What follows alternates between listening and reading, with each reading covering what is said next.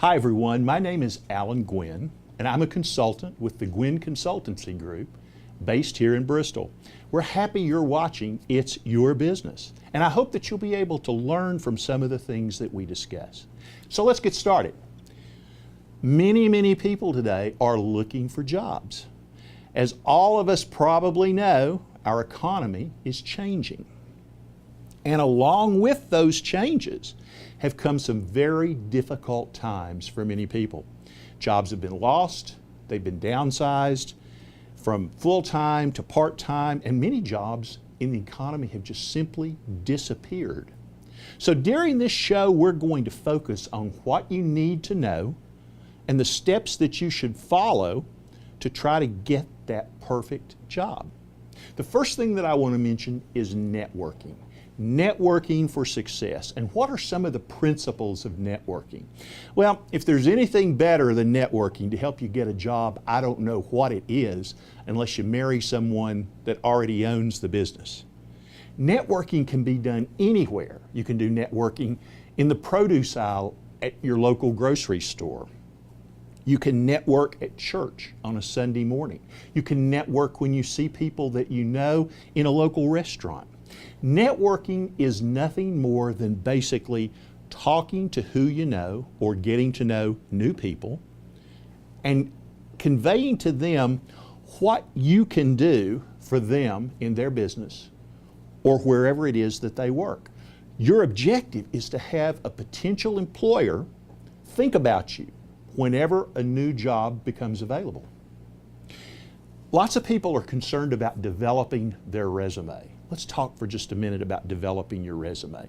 How do you know what to say and how do you list your jobs? Well, here's a suggestion for you. Go online and pick any template that you'd like to pick. It really doesn't matter what the template looks like that you use to list the jobs. It'll help you to put together your information. I can tell you anecdotally, I've had people spend days with me on putting together their resume, going over spacing, going over colors of ink, going over typefaces and graphics and so on and so forth. The templates you use is not nearly as important as the fact that you list your jobs and include all of the responsibilities that you had in those jobs, because most resumes today are scanned by optical scanner, and you need to be sure that the jobs that you were responsible for and the things that you were responsible for doing are covered within that resume. If they're not, that resume may not make it into human hands. Let's talk for just a second about your cover letter, writing your cover letter. What I say may surprise you, but a cover letter may or may not be necessary. Here's something that you probably didn't expect to hear me say, that you may not need a cover letter at all. After all, if you're applying for a job online, and many people will be, you may not have an opportunity to include a cover letter with your resume. And here are some arguments pro and con. On the pro side of including a cover letter, you get to communicate exactly what you need in the way that you want to communicate it.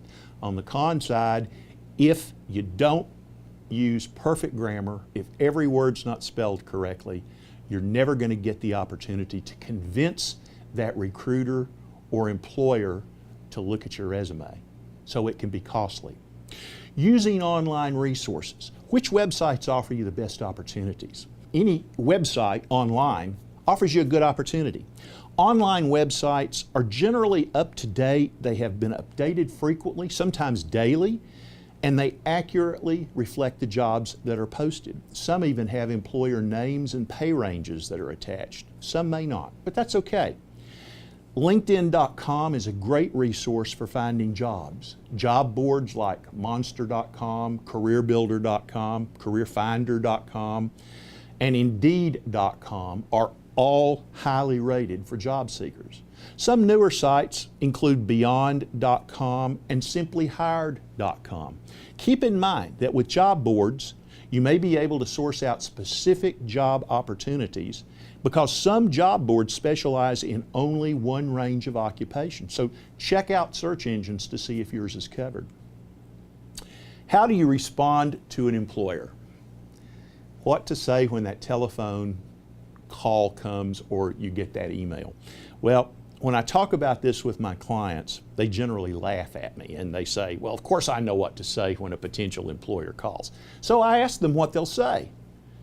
And you guessed it, they don't know exactly what they're going to say. Some are actually so nervous that if they don't recognize a telephone number that comes in on their telephone, they actually let the call go to a recorder or voicemail. Don't do that. Let me say this. If it's a telephone call, pick up the telephone and in a calm, decisive way, answer the phone. You may receive an interview request for an in-person interview, or if you've already had an interview that you've completed, they may call you in for a second interview. And if you've had that second interview, they may want to make you a job offer. Whatever they're calling for, there's a 70% chance it's good news. Let me say that again. Whatever they're calling for, there's a 70% chance that it's good news. Listen to what they say. And if the employer or the recruiter makes you an offer, ask them to put it in writing and send it to you so you can look at all of the parameters of the offer. That's very important for you to do that. And if they ask why you want it in writing, that's the reason. You can explain that. Don't immediately ask on the telephone or in person or online by way of email what the job pays. Don't just ask the question outright. The recruiter will generally tell you the pay range of the job or the pay for the job. And if the recruiter asks you how much you want to make, ask the recruiter if they can share the pay range with you.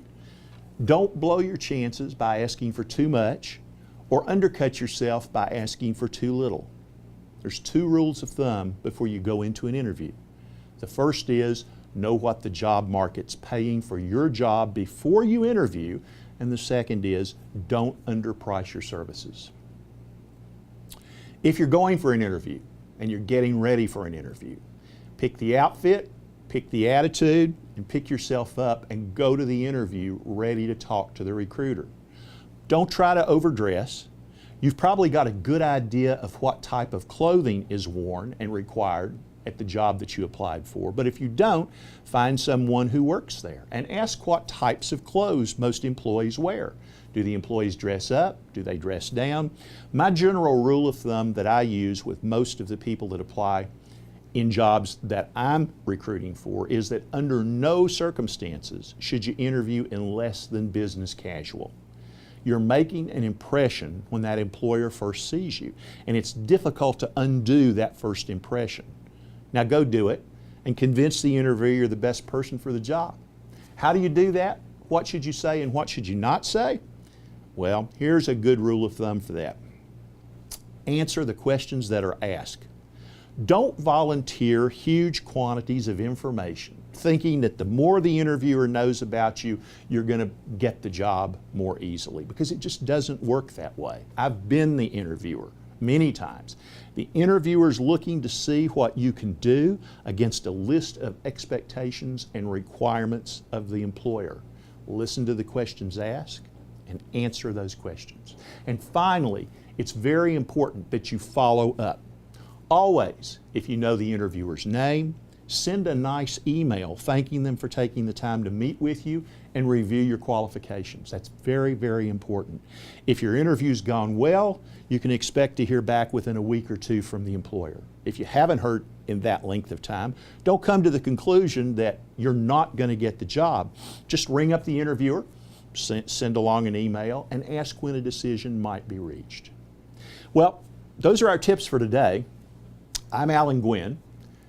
This is It's Your Business, and you can receive a copy of these tips or guidelines by sending me an email at aguinn@theguinnconsultancygroup.com, or feel free to call us at 800-335-9269, and we'll respond to your comments and questions. We'll see you next time on It's Your Business.